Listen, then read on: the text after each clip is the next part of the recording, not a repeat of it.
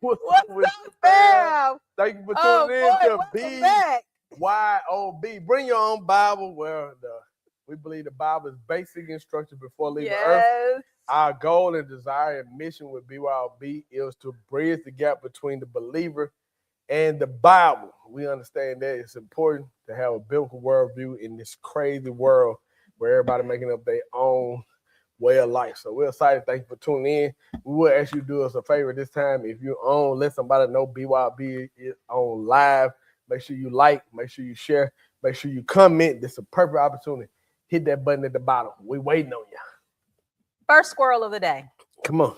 Because y'all know we have a tendency to do this, right? But he was like, bring your own Bible. Like, he said it so forcefully. I was like, ooh, wait, God. That's how strong the Bible is, man. Oh my gosh. Come on, play it back so y'all can laugh, because I was laughing on the inside. Then I was trying to be mature, but I could not let that squirrel just keep on running. Anywho, wow. Again, like he said, welcome back. We are excited because we are learning the word. We're understanding why each book of the Bible was written. Why was it ordered in the way that it was ordered? Who wrote it? Who are they talking to? How does it apply to me here in the 21st century? Y'all, it's 2026. 2026. Yeah. Wow. So how does the word still apply to me? Because it does, right? But sometimes it's difficult to see how it applies.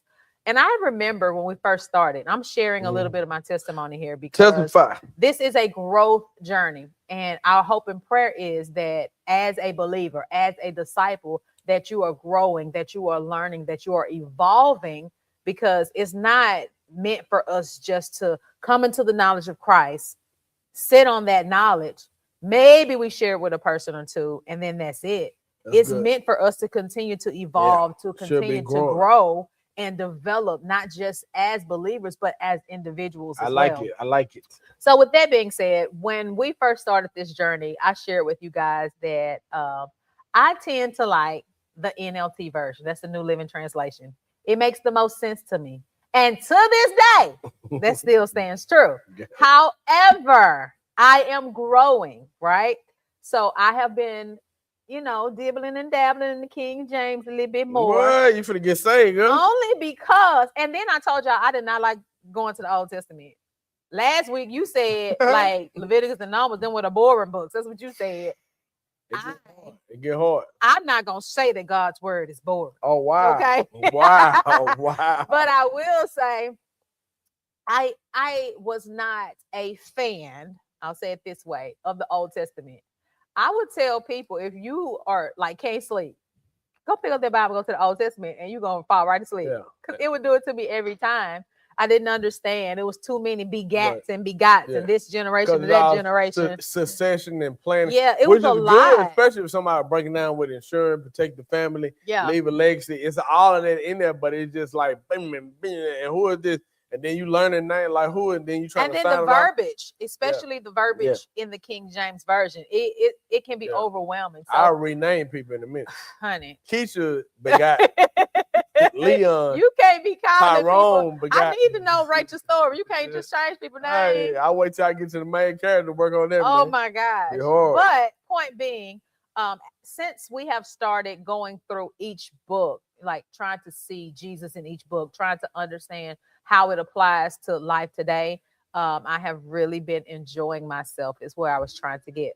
So with that being said, because we don't want to stay on that squirrel too long, y'all know when we started this, and we're going through each book, not necessarily chapter by chapter, but we're summarizing it and taking out some nuggets that we can use and dropping some little tidbits on the way so you can do your own personal studies in your own time.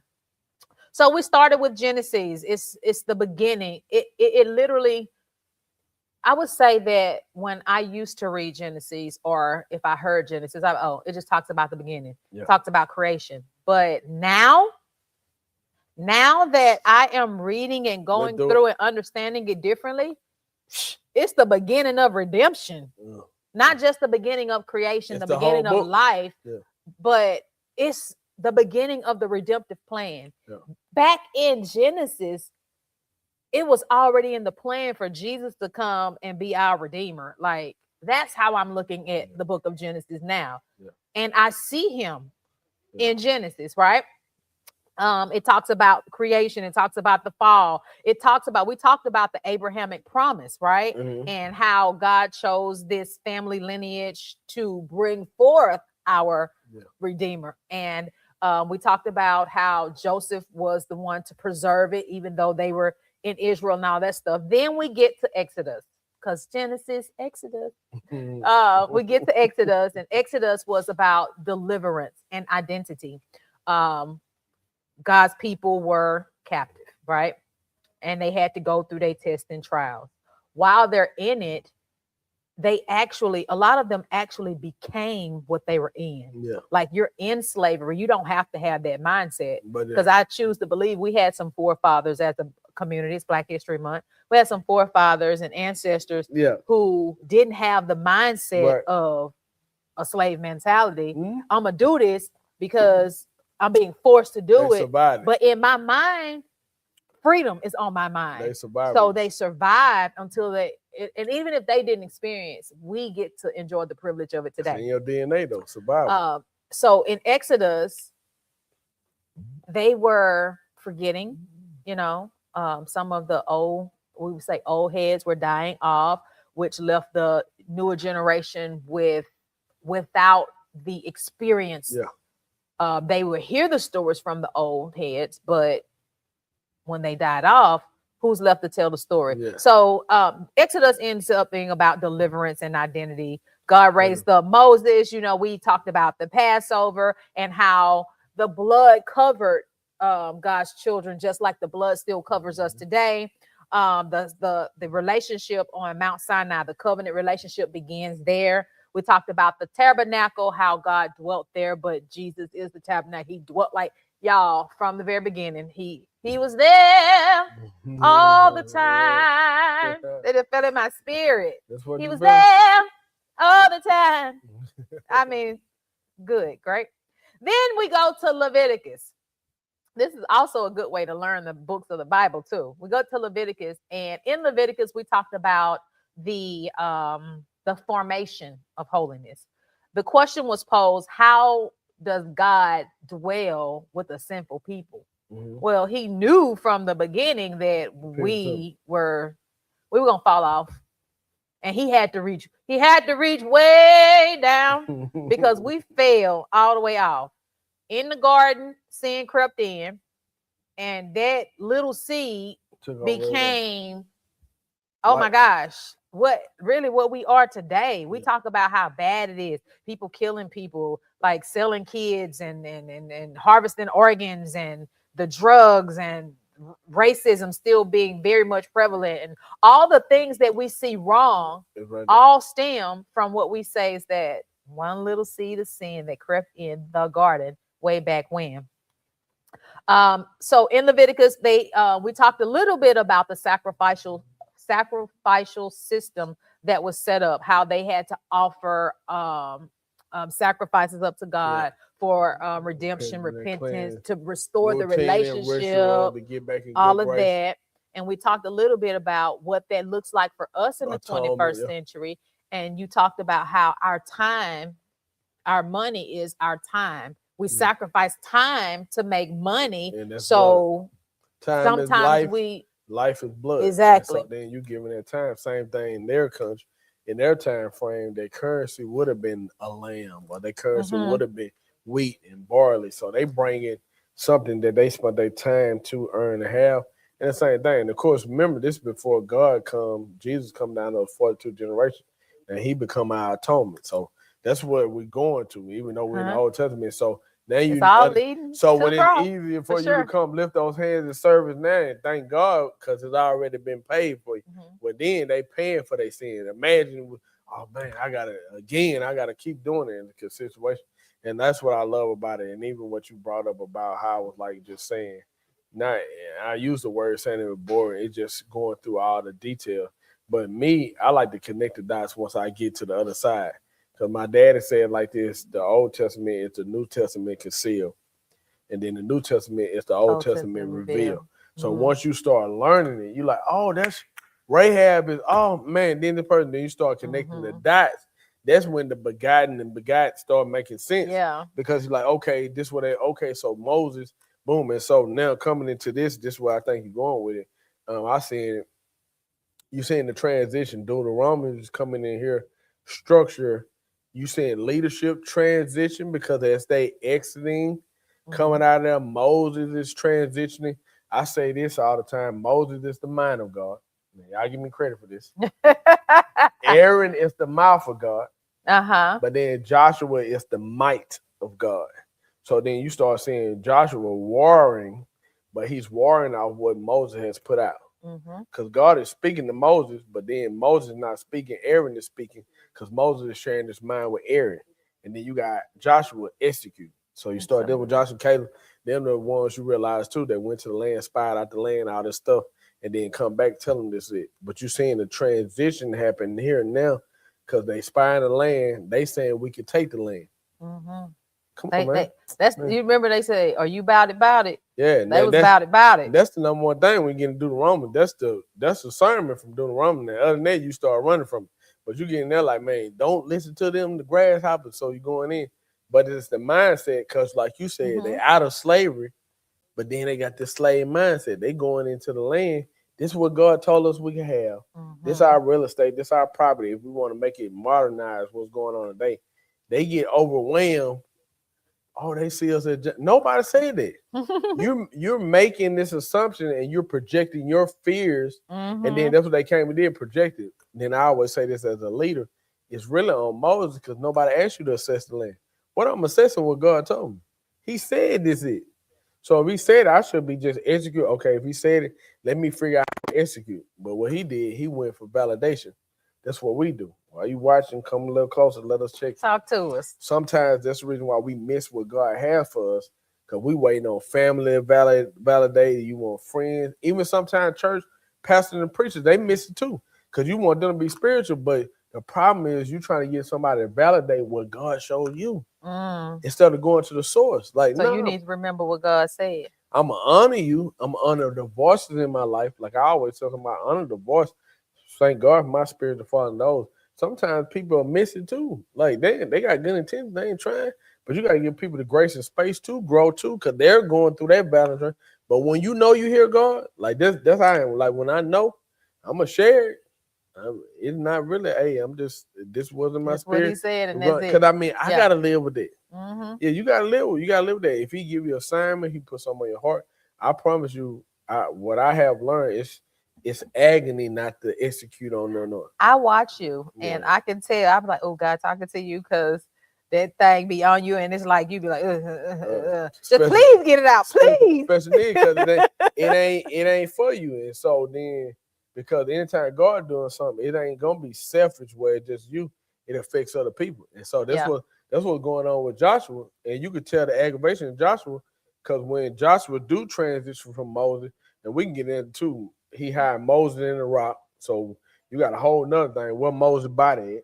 So that's why they believe Moses is going to be one of the prophets that come back with Elijah. Because Elijah get taken up in the fire flame. But then they said Enoch walked with God and God took him. So he gone. So they believe Moses is one of the three because they don't bury his body. Like, where's his body?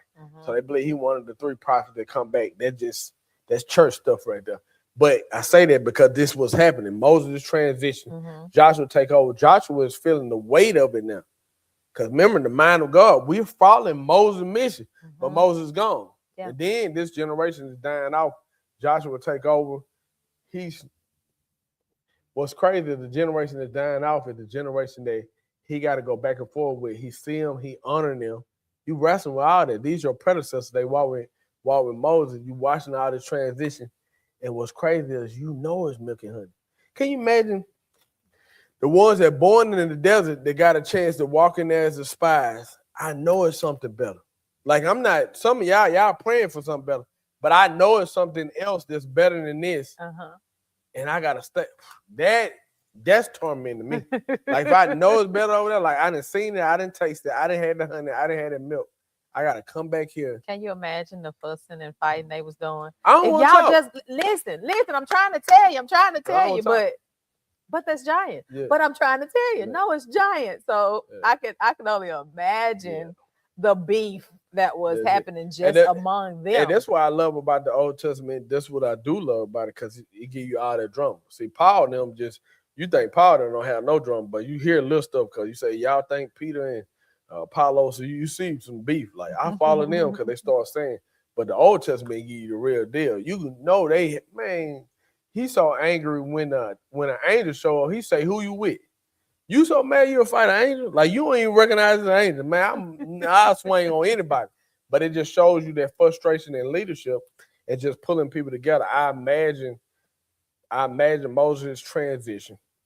The Bible don't say this, but it's just me, because I know how people is. Yeah. Aaron is still there. So it's a little power. I'm trying to watch the camera, but I'm trying to Ashley. Don't give me Ashley. No, we go back and forth. We got to so go back and forth. But that's cool. Watch it now. Shout out to Tuck on that, man. Shout out to my boy. Hey. So Tuck in there. But this the thing is, imagine wrestling with the fact, okay, Moses gone, who in charge? Because I know you got that going on a little bit too. Well, that's cool. Man, Aaron been talking on Moses' behalf. You see what I'm saying? So you got some of that going on. But then that generation died off, and then he actually get ready to transition process. He started leading. But remember, he's a different type of leader. He's a warrior leader. And you can mess up because you got used to Moses. You got the conflict of this new leadership. Yeah. And that's why I tell somebody now, 2026, you seeing all this shift and change, all the different stuff in church. People don't like it. Cars being drove on stage. People come down. You got Drewster made that skit. Everybody laughing. It's a joke, but at the same time, it's just a transition of church. Even with us saying we're an online ministry with in-person option, everybody bringing something different to the table, but it's on purpose because you're seeing the changing of the guard. Generation has changed. It's a new manifolds of you just seeing a different representation of. I told y'all when he break the bread, it's pieces of him. He's showing you this person get a piece, this person get a piece, this guy giving everybody a piece, man. It's crazy. So I want to share something that I did because I stayed in it way too long. Way too long, got you. And it's like this spirit, like when I used to didn't chase squirrels. And I think some of it is hormonal, but a lot of it is a spirit like jumps off of you and onto me. Come on, you gonna try to put that on me. Yes, the spirit jumps off of him and onto me. So now it's become a thing where I chase these squirrels now. You squirrely, huh? Like, oh my gosh. But I went on this little chase and I was like, you know what? Because Deuteronomy is one of those words that for some just don't easily roll off. I think you have to kind of take your time and get it out right if you're going to pronounce it right. Make it make sense. So I'm saying Deuteronomy, and then y'all in my mind, I was like, dang, did I say that right? And I was like, Deuteronomy. So then I'm spelling it, breaking it up into syllables. I said, I wonder what Deuteronomy means. Because I never really just go through each book and say, what does this book mean? What does this book mean? Never did that. But I done said Deuteronomy so many times. I'm like, what does it mean? So, okay, it means second law. So now I'm like, second law? When did the law ever change? Yeah. So now I'm chasing this other squirrel trying to figure out when did the law change? Moses came down with the Ten Commandments and all that stuff. They established their laws. They established how they were, hey, honor God. Here's what we have to do. These are non-negotiables, right? Mm-hmm. So I'm like, but when did it change? So I'm reading and I'm researching, and it's okay. It's called the second law, not because it changed. It didn't change. But as we say, old heads were dying off, those children who were born in the wilderness and who were begat from those who were born in the wilderness, they don't remember the God of their forefathers, right? They don't know the experience. They don't really know these stories. So in Deuteronomy, the second law, it's not that it's new, but it's a retelling, and it's a deep application of the laws that were given on Mount Sinai. So it's all about remembering. Hence, if you look at the backdrop, it says Deuteronomy, and not that Deuteronomy itself means remember, but this is the lesson I got from the book of Deuteronomy. It's our job to remember. So I went on another chase. Come on now. Because I was like, okay, I can't. This is how I end up on this chase. Let me first tell you this. So after I was like, okay, Deuteronomy, second law, okay, there isn't a new law, but they need to remember the old law. I was like, how am I see Jesus in this? Because I don't want to go chasing this squirrel if at the end of this lesson I can't tell people how I see Jesus, because I want to tell you how I see him, right? So I go on this little chase and I want to see how does the book of Deuteronomy, like how does it show me Jesus? In Matthew, I wrote these scriptures down, y'all, and if you can see my computer, you can tell I was chasing a squirrel. Let's just say that. But in Matthew, let's see, in Matthew, when Satan is tempting Jesus, he had 3 temptations that he presented him with. Number one, he was like, in Matthew 4:3, I have it here. He was like, if you the Son of God, command the stones to become bread. Jesus quotes Deuteronomy. He quotes Deuteronomy 8:3. He says, man shall not live by bread alone, but by every word that comes from the mouth of God.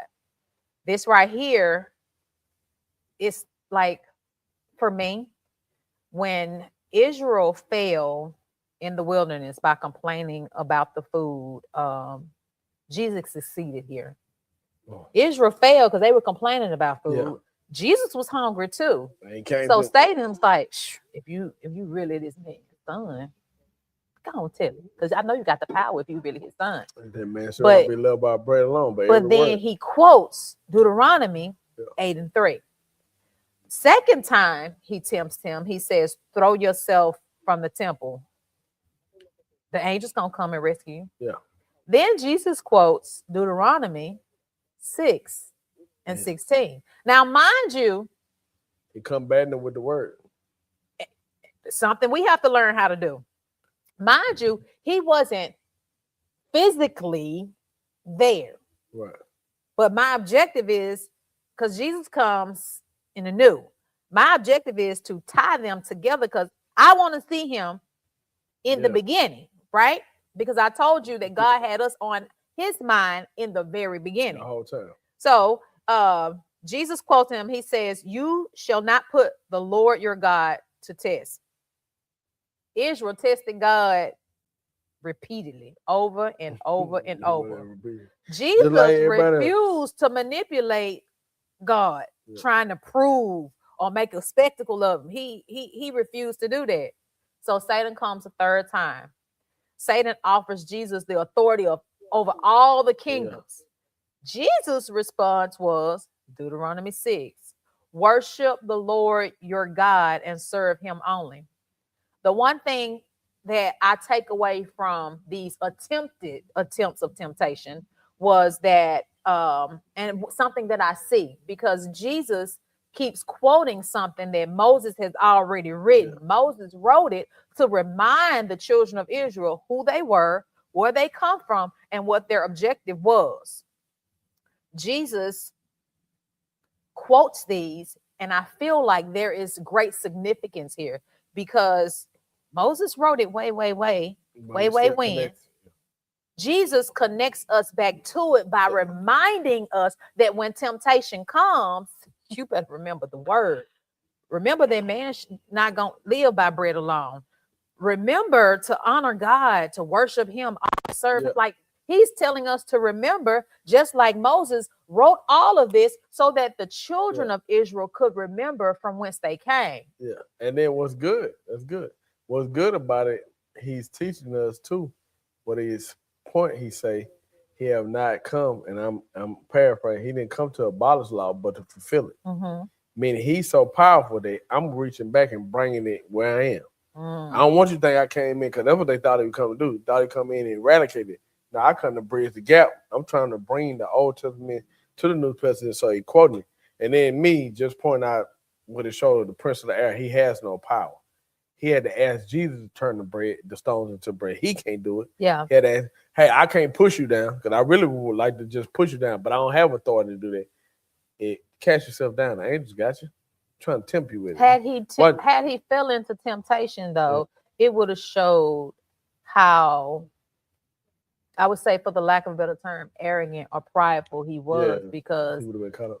We often say, not by my power, not by my strength, but by his spirit. Yeah. But if I am operating in my own self, in my own flesh, and I'm allowing people to get in my ear and then I'll jump in something too soon.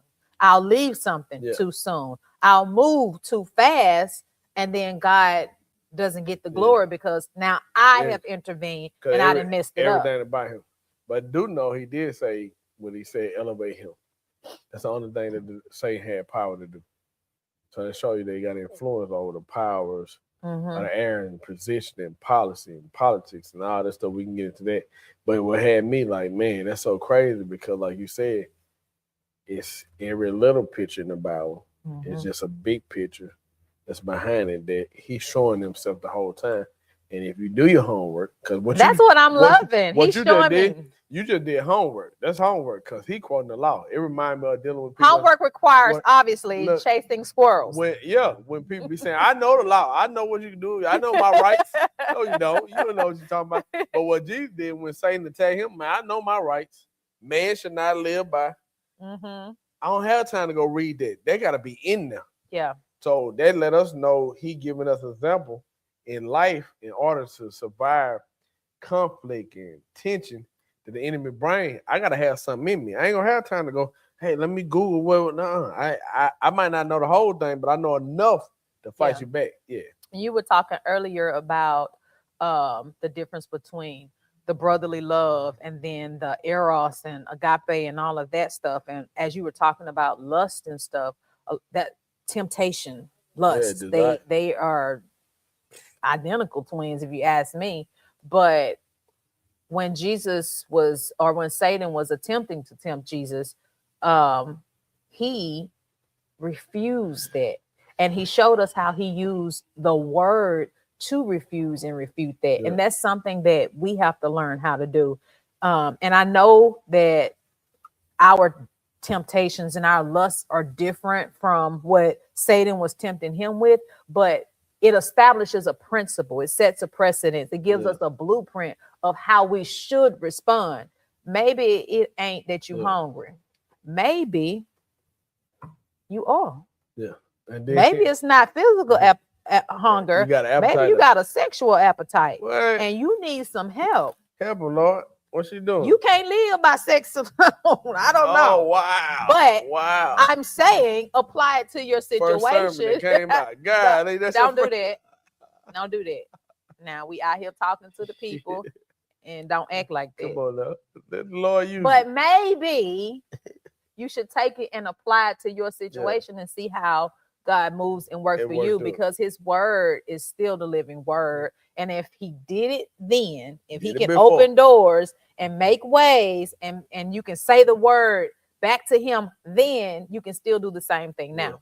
But something I want to bring up that I noticed as I was chasing these squirrels, because I'm thinking, I'm like, okay, I try to picture myself as like not necessarily with the children of Israel experiencing their stuff, but maybe kind of hovering over, watching, like, dang, how y'all? I mean, he departed the sea for y'all, the Passover, the lamb. Come on, y'all. So I'm trying to experience it from a different lens. And as I'm thinking about it, I'm reading through, I'm looking, and I'm thinking about us here in the 21st century. I realized that faith is one generation away from extinction. Yeah, from extinction. Like, y'all know how dinosaurs are extinct. For the people in the bag. Y'all be saying it, and everybody ain't hearing impaired. Y'all know how dinosaurs are extinct. There are some who believe that they didn't exist. It's like a fairy tale. It's just something that was in a movie. Like they think people made it up. Yeah. Kind of like Big Bang Theory. That's not my battle to fight. The point I'm trying to make is that the knowledge of things, if that knowledge is not passed on, if it's not shared with a certain passion and a certain reverence, then it becomes extinct. You gotta train it. And that's how our faith is, which is why Moses wrote Deuteronomy. Because Moses knew his days was numbered. He wasn't gonna make it. He knew. It's a transition too. So when I transition, when I leave, I want to leave you with these principles. I want to leave you with some markers to help you remember. We gotta teach people to remember. And then when you remember, then you teach it. I need you to remember and then you teach it. Yeah. That's what I got from the book of Deuteronomy. And but on that, then watch what's going on. You got Moses somewhere in the plains of Moab. You're not gonna get a chance to experience it, but I'm gonna let you peekaboo in there. That was one of the most peekaboo. Man. That was one of the most devastating things to me. Like, man, that man gave up Egypt. I was good. I'm in the Pharaoh house. I'm next up. I ain't gotta worry about nothing. I'm eating good. I give up all this. Sacrifices, go in the wilderness. Now you meet your old lady. I'm gonna give you that. That's cool. But then you gotta go. You don't get a chance to do that. You gotta go do all this. Then you don't really get the quality time with your kids, your stuff like this. Because the agony of the anointing is just on then you get frustrated. You have a bad day, which everybody gets a chance to do. Your bad day turn into you can't go. But them, they building all kind of false god dancing. Too much is given. Man, bro, let them. And then you got nervous. You gonna let me see it? You can't get it though. So boom, that happened.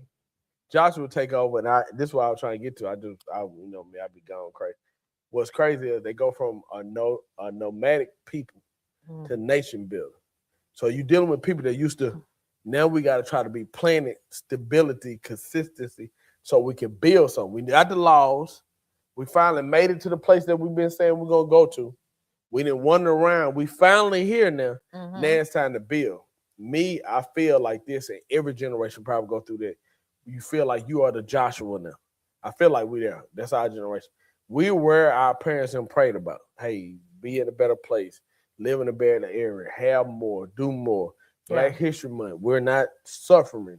Majority. Some are suffering our own way, but just the way as a group of people, you're a long ways away from your ancestors. For sure. And so with that being said, I feel like we are the Joshua. This is our opportunity, this is our time. Some of us being stagnant, some of us not executing, some of us still nomadic instead of building. And I know that's what got to be going on. Imagine trying to talk to people. Come on, man, y'all got to settle down. We ain't used to doing that. I'm waiting on man. Man, come on now. We gotta structure this. You waiting on it to be given to you. Come on now. You ain't Moses. Who you think you got to deal with all that? You know, I remember Joshua. I remember when we was, see what I'm saying? I remember. But now you're trying to add up. When. So you got all this going on and understand now the whole part of trying to build a nation, a civilization that under worship, that under laws, that under the rules, what we building on, this structure, this is finally came here. You in the dream, but now the dream requires you to work. And I think that's where most people at in life. You're dreaming, you got goals, you're anticipating, you finally at the point where you can grab something. But in your mind, I guess you thought you were just gonna walk into it. No, we here, baby, but you gotta work. Yeah. It's a land flowing and make honey, but there's gonna be some work to get it. You gotta slay some giants. It's time to fight. I ain't know all that. I'm thinking the dream, just the dream. Nuh-uh. Dream requires determination that you may be disciplined enough to achieve it. Yeah. You're gonna have to go through that. And I don't think that's talked about enough. We selling in church. God, Jesus can't work it out. Boy. If you let him, there's somebody in the back. If you let him, we'll let him. But it don't happen like that. He's gonna work it out. But you still gonna have to get in there and put in some work. And that's what I love about the Bible. Because when you study it, we lie in church, but when you study it, every time you see, it's work getting put in. Like somebody is sacrificing something on the back end that's happening. That got to happen in order for you to execute, to enjoy the benefits that he put in front of you. It's never that easy. I definitely agree that work had to be done. It was necessary. Period. Because you had these people multiplying hand over fist. They were replenishing the earth. Doing some of that, they were doing what was commanded. Yeah. They were being fruitful and multiplying, okay? Yeah. And they were growing in such great numbers. They themselves, like they go from being, I get like you said, nomad people, like they become a nation. Yeah. So growing up. So when you get to your place called there, like you're still trying to establish you could say your chains of command. You're trying to get the economy going, and you're trying to build wealth, and you're trying to do all of these things. And Moses knew that this was their time of building for themselves, not for Egypt, right? And as you're building, sometimes you get a little notoriety. Sometimes you get popular, or like you're starting to build wealth, and you're seeing things work out, and you're experiencing the overflow that you created for someone else. Yeah. Moses knew that it was too easy for them to get the big head. It was too easy for them to lose their identity. It was too easy for them to fall into a prideful self. So hence he wrote the book of Deuteronomy. And something that I noticed here is that Moses is teaching us and showing us that remembering is not just share this story with me. Yeah. Let's go down memory lane. But it's more of a covenant survival strategy that he's showing us. Because at the end of the day, more than anything, the covenant that we have established with the Lord is the most important thing. The main thing. So he's trying to show us and teach us in the book of Deuteronomy how we survive. How do we keep this thing going? He understood that the greatest enemy was not them giants. The greatest enemy, it wasn't. It was spiritual amnesia, because they were forgetting. Yeah. As the old people were dying off, the young people working, like you said, they working, they putting in the work, they getting things done, and it is so easy. To this day, we still do this. You get so caught up in your day-to-day. You go to work, you get off work, you pick up the kids, you cook dinner. You might go to the gym. You might have to go to a business meeting. You might have to go to church, go do something else here and there. Then by the time you get home, now it's time to go to sleep. So I haven't spent time with the kids telling them about the goodness of Jesus. Haven't spent time telling them about Bible stories or anything of that helps them to establish their own relationship so they understand the covenant. And it just keeps repeating itself and happening over and over, which is why I stayed on this whole remember. I remember when. Y'all know the song. But there were 14, and it's like I'm moving fast, but I see I have a little bit of time.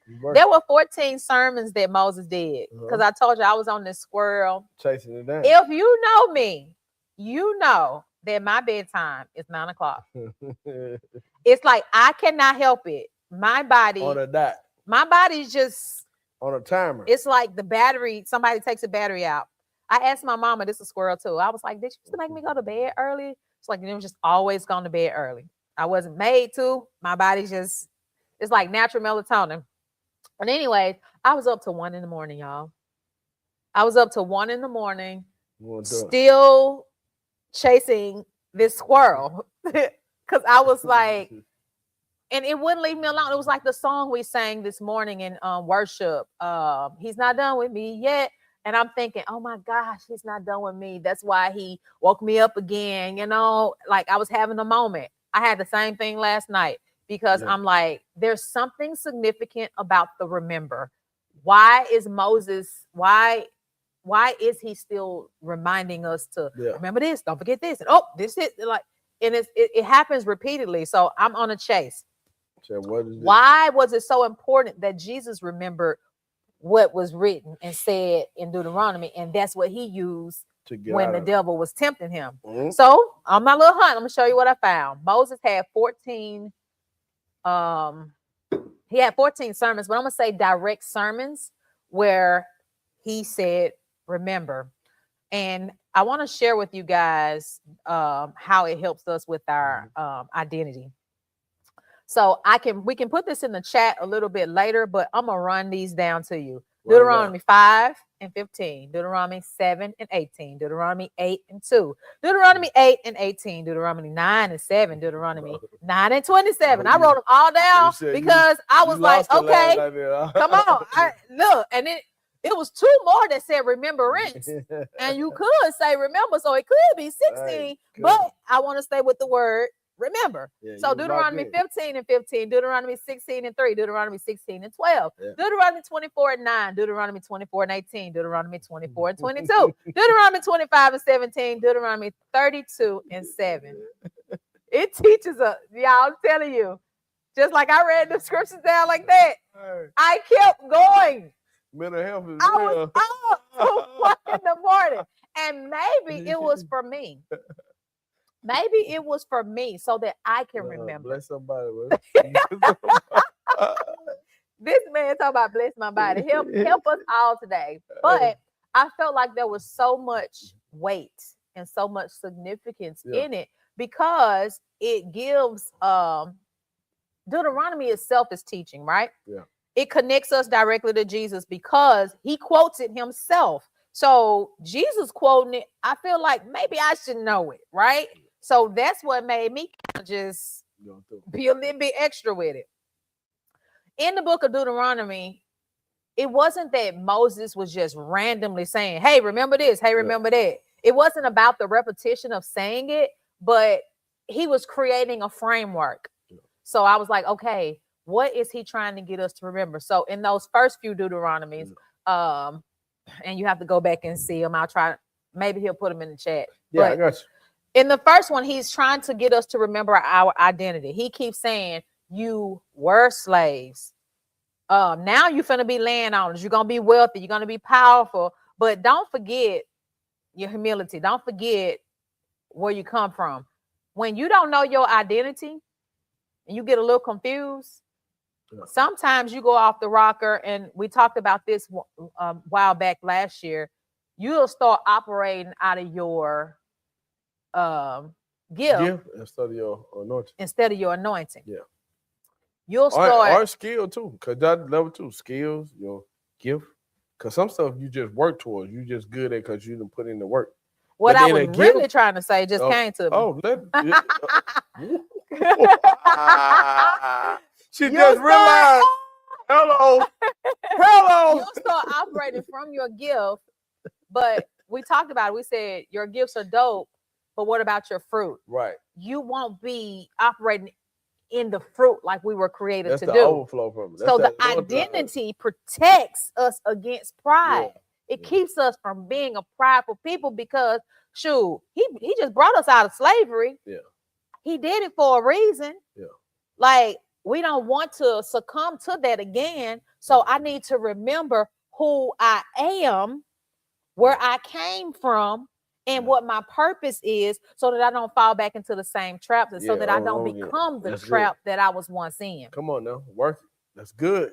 That's good. Stop it. Squirrely. That's good. Call you gadget off what is a ducktail. Really? Yeah, flying squirrel. That was flying squirrel.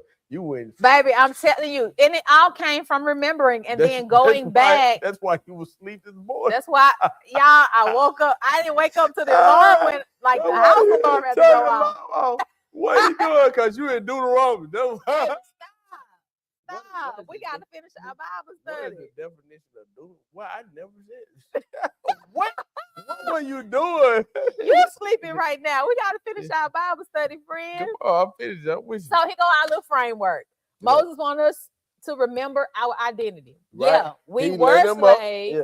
We're no longer slaves. Yeah. And because you are no longer slaves, don't get the big head, because it wasn't you who delivered yourself. We finally here. Yeah. We here now. Don't forget. I think it was a moment too, just to show honor, and then showing us how to pass the baton and legacy too.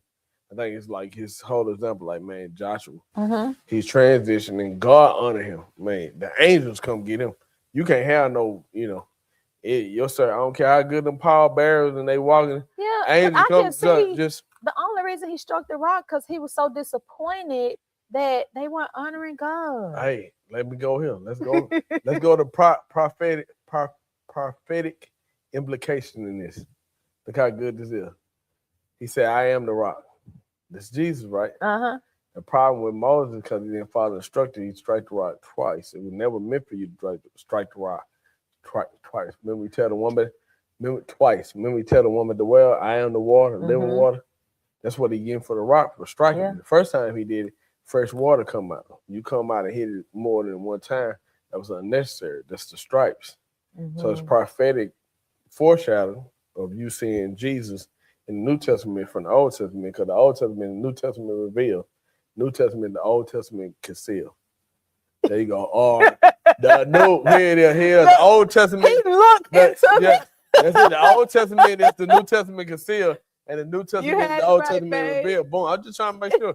You know, I'm sleepwalking right now, but I'm saying that's the problem when he was disobedient. Mm-hmm. So now the biggest sin. Watch it now. I'm taking you back to. I just took you to the New Testament. For take you back to the biggest sin is disobedience.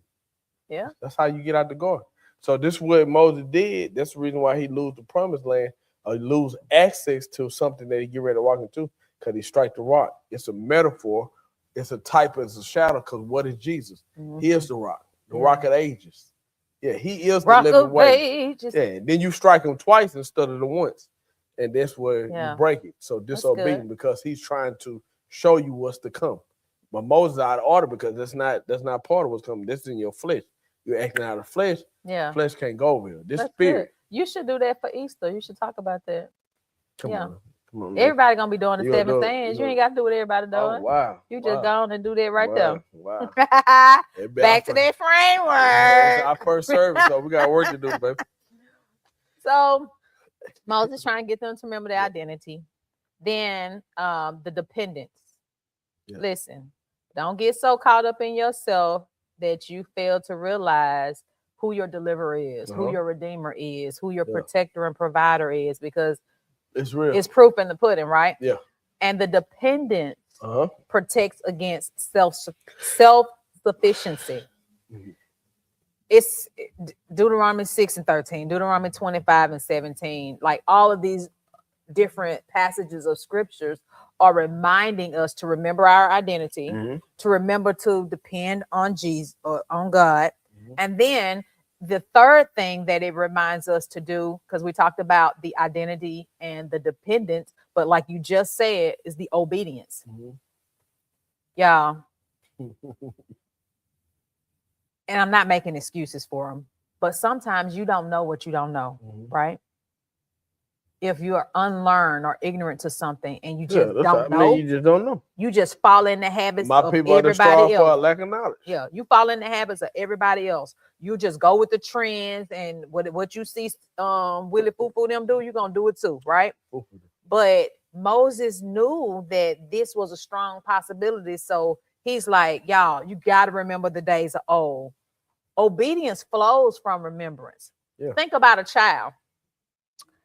When they little babies and you go to touch that outlet, and I don't know, it's like all little babies, they drawn to them for some reason. It's on their level. You go to it, that could very well be it, but it's something different. They go to it, you pop their hand at one time. That's a no-no. You expect them to remember so that they don't do it again. Yeah, it's safety in there. Safety is in the obedience. Because if you remember and you don't do it again, then you won't get electrocuted. Okay? Yeah. Just like us, if we can remember the days of old, and if we can honor the days of old, if we can walk in obedience, because we know what it means to honor God. We know what it means to keep that covenant. Yeah. We know what it means to live in holiness. Yeah. If we can honor that and walk that thing out, then I think this is good right here, because this is what's the difference between religion and relationship. Because religion say I do a thing just to do it out of routine. Relationships say I do it because I remember it. See what I'm saying? Yeah. So that's why he says, often as you do this in remembrance of me. Because you could do it without remembering. Because that's a routine. But it'll become, just that's out of habit. Religion. But he's saying when you do this, do it out of relationship. I need you to remember, rethink, replay, put in your mind how we got here. And then do it. This why I said you make the bruises and the whipping come afresh. That's what he said happened, because that remembrance, it almost like you trembling when you do it. That's why I told you I want us to pause before we did all the communion. Because people just doing, we do it on first Sunday. That's cool.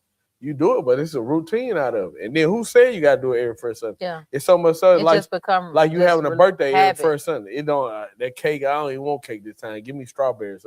But if you make it where, hey man, take us back.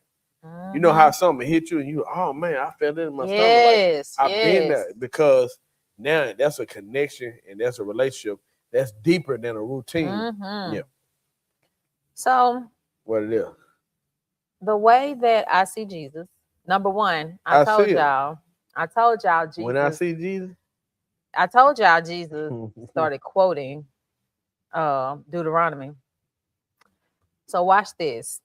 Why this connect us with Jesus? Again, and I'm gonna keep saying it because I feel like, shoot, they had me chasing squirrels. I want y'all to go chase them too. A squirrely nation. When Jesus was tempted in the wilderness, that's Matthew 4, and I know we over here in Deuteronomy. Take your time. But he quoted Deuteronomy. Just go to chapters 6 through 8. Those chapters talk to us about identity, talk to us about dependence, and it talk to us about obedience. Yeah. What I see is Israel failed the test, but Jesus passed. Jesus passed, y'all. You will see that as a teacher. You grading the test. Israel failed. I didn't grade it. God graded it. Teacher of the year. Jesus, I mean, you have almost made me say it wrong. Bite your tongue. Oh my God.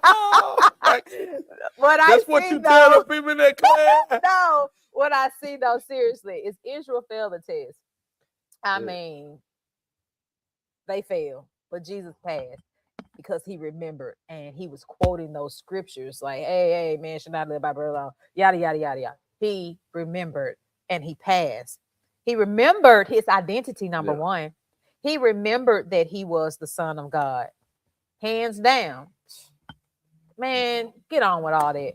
He depended on his Father. I'm just saying in a way that... Stop. I got you, man. Mature. Be mature.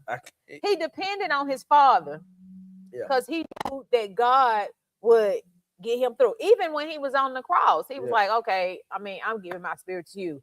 Remember, I told y'all one Sunday I almost had a little fit because of the word nevertheless. He was like, nevertheless, not my will, but yours. Like, regardless of how I feel, regardless of what my situation is, what I'm going through, listen, I'm yours, everything I got. Like, I'm depending on you in all things. So Jesus passed that test too when Israel failed, okay? He worshiped God alone. Israel had them fell off because they was doing them idol gods and all this stuff. They had like you said it, they crashed out. But Jesus passed the test. Come on now. He is the faithful Israel that they were supposed to be, but they did not remember. So I want to leave you with this. You got to remember. And I'm not telling you to remember what Adam and Eve was like in the garden. Like, you can just go read that, right? But remember who you are in him. Remember who you were created to be. Remember your purpose. Remember how far he's brought you from. Remember what he just did for you 5 minutes ago, 2 days ago, whatever the time frame may be. Remember that prayer you thought was such a simple prayer and he answered it like that for you. And you was like, oh my God, he did that for me. Remember all of that. Remember how he kept you when your back was against the wall and you was between a rock and a hard place. You got to remember all of these things, because in remembering, I remember who I am. I remember why I was created. I remember to depend on him. I remember that he will not fail me. We were singing it this morning. He didn't do it then. He didn't fail then. He passed. I just showed you that. And he's not going to fail now. His word's not going to return to him void. He's not a man that he should lie. But it's for us to remember, because in our remembrance, our deliverance will come. In our remembrance, our anointing will begin to stir up a little bit more. In our deliverance, we're going to draw. In our remembrance, we're going to draw other people. In our remembrance, we're going to be a little bit more obedient. In our remembrance, we are going to offer and present an authentic, genuine, and pure worship. That is my desire for everyone. I mean, including myself. I want your worship to be so surreal. I want it to be so pure and so powerful that you literally, now we don't want the Lord to crack the sky just yet. But with your spiritual eyes, come get you, man. With your spiritual eyes, I want you to see the heavens open on your behalf, all because you remembered enough to just remain obedient. You remembered enough to just depend on him. We sing this song, I'm leaning on you, Lord, I'm depending on you, all of that. But are you really, though? Are you really? Like Michael, when you say that, do you remember the time? See, I'm trying to be spiritual, and he is such a worldly person right now at this moment. We fell in love. I feel like my squirrel chasing has made me. I feel like my squirrel chasing. You flying, so you flying. But hold on. I need some help. Don't let him come for me like this. No. Don't answer him, Nathan. What's her name, no, we have to be mature. We ain't got much time. Listen, I feel like my squirrel chasing has blessed me, and I hope it has blessed somebody else because it has made me look a little bit differently. So I'm not so intimidated anymore when I jump into the Old Testament because I'm on a mission. My mission is to find Jesus. And if I'm looking for Jesus, I'm going to find something because he's there. Because he was there all the time. Where's Waldo? No. Your squirrel chasing to have us talking about policing, a race car event, some in black politics, something in the government, and then back into the word. Mine stayed in the word, okay? He's sleepy. That's why he's trying to shade me, but I'm not gonna let him. I'm not gonna let him make me forget. I'm gonna leave you with this, guys. Remember. Yes, sir. Go to the book of Deuteronomy. If you need to play it back, could you please put those in the chat for them so they can go look at all of those scriptures that remind us to remember. Moses left a framework and a blueprint for us so that we never forget the covenant, so that we continue to walk in holiness and be obedient and keep the connection strong and pure. And that's what I'm getting from the book of Deuteronomy. So I'm sorry we didn't go into a lot of the stories, but honey, that's where I went. When I saw remember, and then it was like, dang, again. And don't forget, it's two of them that said remembrance. But I was trying to be like, okay, people know I'm a teacher, so I'm going to stick with the word remember. But go and check out Deuteronomy for yourself. And then drop in the chat what it has done for you, what you have learned from it, and how it's helping you in your life, in your business, in your ministry. We want to say thank you for tuning in with us again. Even though he was being so immature. Not at all. So immature. Yeah. I have enjoyed my time with you, love, as well as sharing with you what I have gotten from Deuteronomy. And I hope that it helps you in your walk.